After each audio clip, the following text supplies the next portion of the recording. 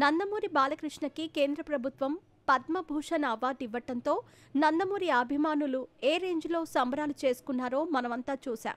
సినీ ఇండస్ట్రీకి ఆయన చేసిన సేవలు, రాజకీయ నాయకుడిగా ఆయన చేసిన పోరాటం, బసవతారకం క్యాన్సర్ హాస్పిటల్ ద్వారా ఆయన ఉచితంగా కాపాడిన ఎన్నో ప్రాణాలకు గుర్తుగా ఈ అవార్డు ఆయనకు ఎప్పుడో రావాల్సి ఉంది. కానీ చాలా ఆలస్యంగా వచ్చిందని అభిమానుల అభిప్రాయం.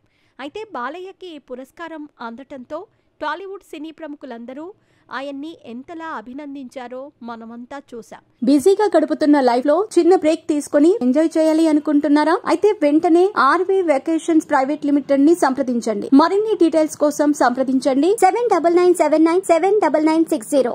బాలయ్య తరంలో ఆయనకు పోటీగా నిలబడిన చిరంజీవి, వెంకటేష్ వంటి వారి దగ్గర నుంచి నేటి తరం స్టార్ హీరోల వరకు ప్రతి ఒక్కరూ బాలయ్యకి శుభాకాంక్షలు తెలియజేశారు.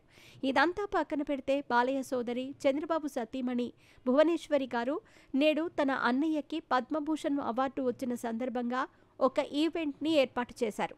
తన సొంత ఖర్చులతో ఏర్పాటు చేసిన ఈ ఈవెంట్కి ఆంధ్రప్రదేశ్ ముఖ్యమంత్రి చంద్రబాబు నాయుడు ముఖ్య అతిథిగా పాల్గొన్నారు. సినీ ఇండస్ట్రీ నుంచి కూడా పలువురు హీరోలు, దర్శక నిర్మాతలు ఈ ఈవెంట్లో పాల్గొని బాలయ్య గురించి ఎంతో గొప్పగా మాట్లాడారు. ముఖ్యంగా ముఖ్యమంత్రి నారా చంద్రబాబు నాయుడు మాట్లాడిన మాటలు ఇప్పుడు సోషల్ మీడియాలో బాగా వైరల్ అయ్యాయి. ఆయన మాట్లాడుతూ అల్లరి బాలయ్య కాస్త పద్మభూషణుడు అయ్యాడు. సినీ నటుడిగా 50 ఏళ్ల నుండి ఎవర్ గ్రీన్ హీరోగా కొనసాగుతూ ఎన్నో అద్భుతమైన పాత్రలు పోషించారు. ఒక విధంగా చెప్పాలంటే బాలయ్య నాకంటే సీనియర్. నేను 1978వ సంవత్సరంలో ఎమ్మెల్యే అయ్యాను.